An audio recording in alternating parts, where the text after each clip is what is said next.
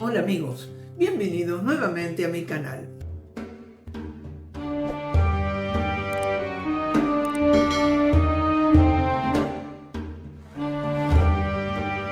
Tengo algunas preguntas para ustedes. ¿Qué relación tienen las grandes navegaciones con la Inquisición?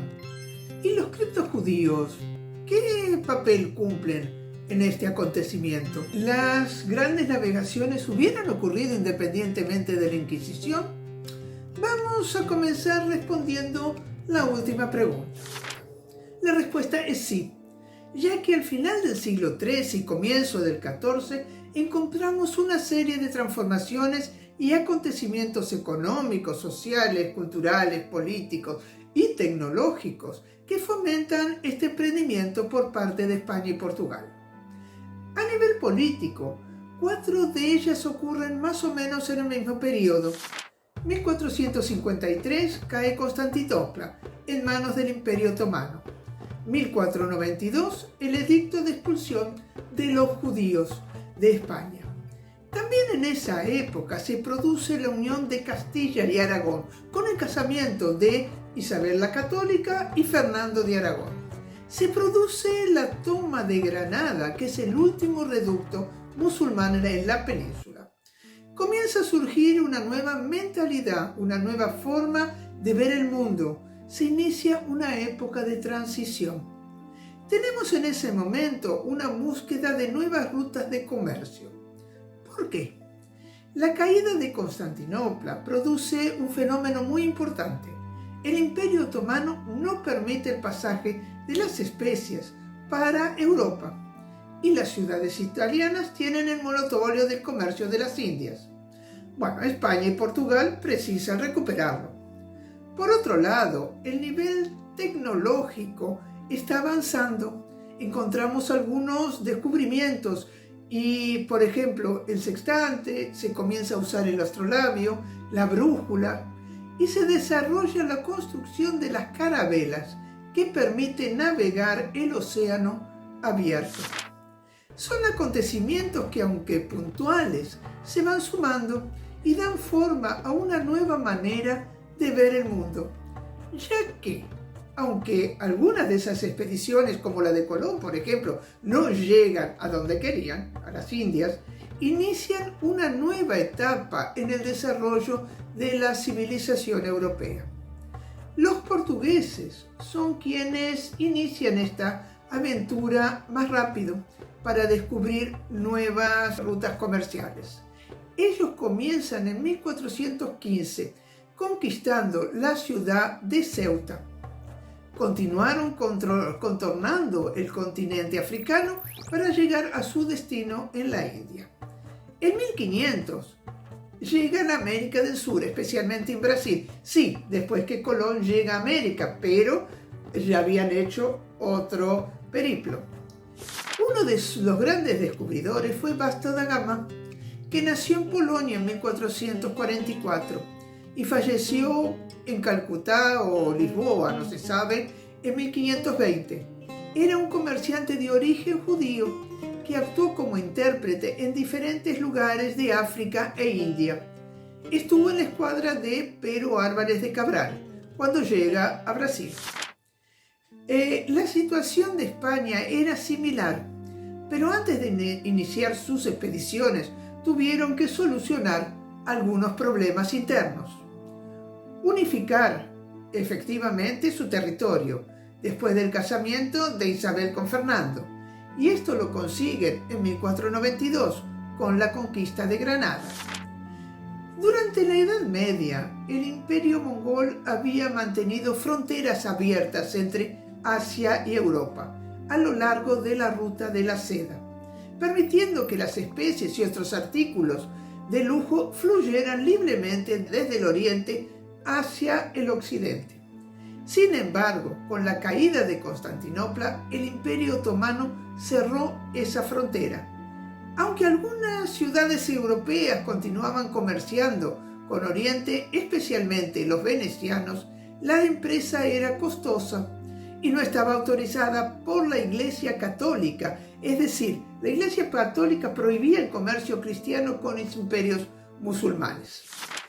Así que cuando Colón llega a América y con los descubrimientos posteriores de los pueblos indígenas, como el Imperio Azteca y el Imperio Maya y sus riquezas, esto permite a España ir más allá de sus objetivos puramente comerciales para establecer colonias duraderas que aumentarían la grandeza de España y difundiría el catolicismo en el Nuevo Mundo.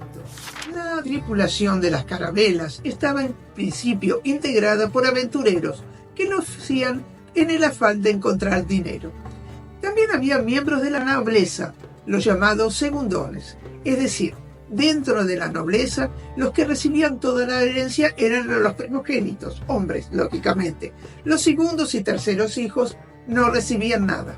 Por esta razón, ellos estaban interesados en encontrar nuevas tierras para tomar pose y convertirse en dueños de tierras. También había presos que, a cambio de la libertad, aceptaban embarcarse. ¿Y qué sucede con los criptojudíos? Había una legislación en España que pedía un documento de limpieza de sangre, es decir, que no fueran descendientes de cristianos nuevos. Lógico que eso no se cumplió, así que ellos también aceptan embarcarse, esperando poder practicar su religión libremente. Esto no sucede en todos los casos, porque junto con los conquistadores también viajan los representantes de la Iglesia. Algunos de ellos consiguen ir para el interior de las regiones conquistadas y de alguna forma practicar la religión judía. Lógicamente, no como entendemos el judaísmo hoy, sino que manteniendo algunas costumbres que van pasando en la medida que se casan con mujeres del lugar. Y ellos van a dar lugar a grupos que hoy encontramos en toda América Latina, que tienen costumbres judías, aunque no saben de dónde vienen. La necesidad de inmigrantes colonos en Brasil tuvo lugar en un momento crucial, cuando los judíos buscaban una oportunidad para huir de la persecución e iniciar una vida nueva.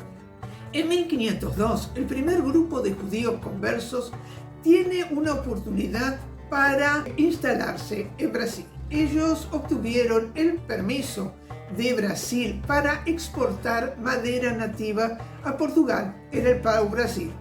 Muchos hicieron terratenientes y varones de azúcar. La caña de azúcar se convirtió en la base de la economía también del Caribe por muchos siglos. La doctora Alicia Morena Goldsmith estudió estos grupos en Cartagena de Indias. Vamos ahora a hablar de dos ejemplos en Brasil, como uno de persecución y otro cómo se instalan, y en un primer momento eso resulta positivo. Eso sucede en Brasil entre 1634 y 1654. En 1636, una sinagoga fue construida en Recife, norte de Brasil, en la ciudad de Olinda, que funciona hasta el día de hoy. En esa época, esa región de Brasil era controlada por los holandeses, que llegaron al Brasil desde Ámsterdam. Sin embargo, cuando los portugueses toman posesión nuevamente de la tierra, la Inquisición ejerció un rigor muy fuerte sobre los judíos, que se marcharon a diferentes sitios, como las Antillas holandesas, Nueva Ámsterdam, que más tarde será Nueva York, donde se formó la primera comunidad judía de América del Norte, las Antillas británicas y especialmente para Jamaica. El Tribunal de Inquisición nunca se instaló en Brasil, pero hubo las llamadas visitaciones, donde los sospechosos eran obligados a asistir para recibir la acusación de judaizar. Y también hay varios casos famosos. Por ejemplo, en Río de Janeiro, el caso de Antonio José da Silva, cuyo apodo era el judío. Pertenecía a una familia criptojudía. Él nació en Río de Janeiro en 1705 y falleció en 1739 en Lisboa. Su padre era abogado y poeta. Su madre, Lourença Coutinho, fue procesada por la Inquisición portuguesa y tuvo que ir para la metrópoli. El padre decidió trasladarse a Portugal para estar con la mujer. José da Silva estudió Derecho en la Universidad de Coimbra, pero estaba más interesado en el teatro.